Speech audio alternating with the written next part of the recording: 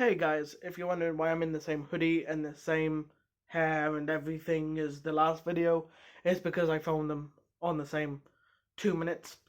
So I'm going to talk about this as my history of being a Whovian. So basically I grew up watching Doctor Who because my dad was a big Doctor Who fan when he was growing up as well, so he was watching it as well, and I was watching it. I was always in the room and was watching it, and I basically grew up a fan, um, because the first episode Rose came out like 2 months after I did. So I was 2 months old when it started, and yeah, so I started watching from that moment till um when was it, 2011, I believe.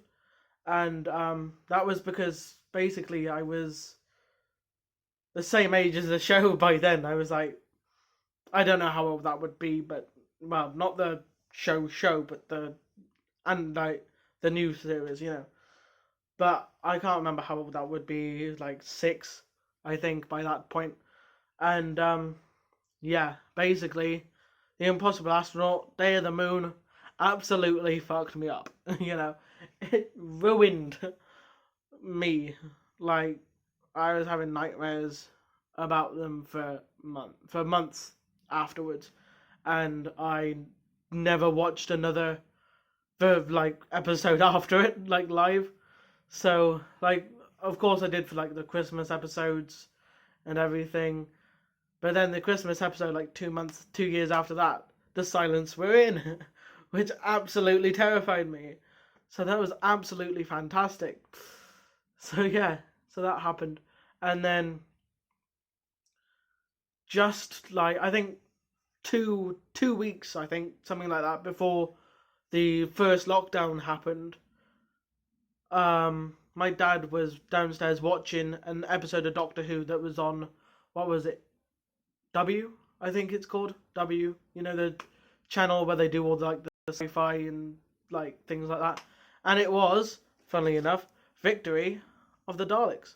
So it was the episode where, like, they're in the base camp and in World War Two when the Daleks are helping the British, and then turns out they weren't. They were, you know, on their own, of course, as they always are. But yeah, and I was like, I really should start watching Doctor Who again, and then I never got round to it. But luckily, 2 weeks later, there was a lot. There was a national lockdown. There was a worldwide lockdown. So you know what I did? I watched the first 4 series in the first 2 days. Literally, I'm not joking. I was up until like 4 o'clock every morning watching Doctor Who and then falling asleep. This is why my sleep pattern is so messed up. So yeah. And then basically I just watched one episode every single day, from at least one episode, from lockdown, and then yeah, basically that was it. And then yeah, but then yeah, that was basically it. And then I just was like watching all these videos, and we went to the Doctor Who shop in London as well. That was fun. That was a fun day out. That was right in the middle of the two lockdowns as well, so that was good. But yeah, it was a great time. It really was.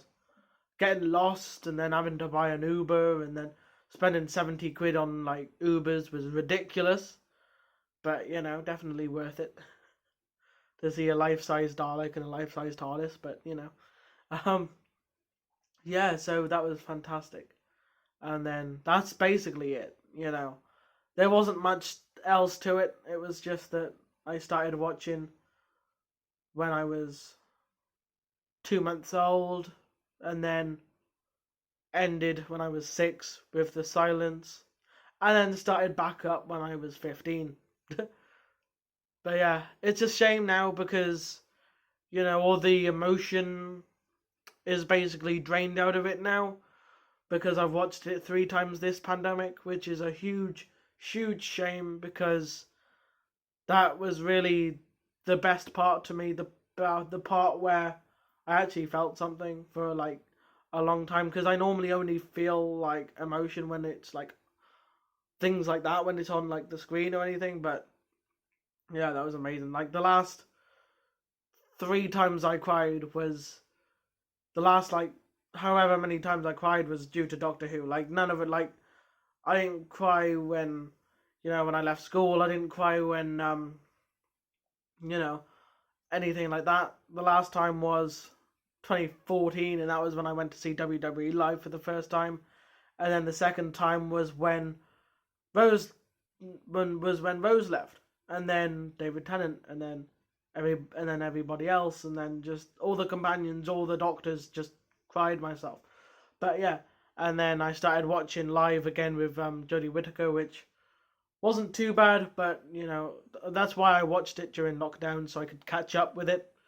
And then it was cool because they had an episode in Gloucester, and that's where I do my wrestling, so that was pretty cool. And I love Gloucester and go there like at least once a week, so that was pretty cool. And then yeah, so it was good. So yeah, and I can't wait now to see what this new Doctor's going to be like, and what the new episodes are going to be like, and everything, and hope that Chris Chibnall just gets booted off the show and all that sort of stuff. So yeah, it'll be great. Anyway, guys, I'll leave it there. As I said in the last one or the next one, I don't know how to do intros, so I'll end it with a wave and a goodbye.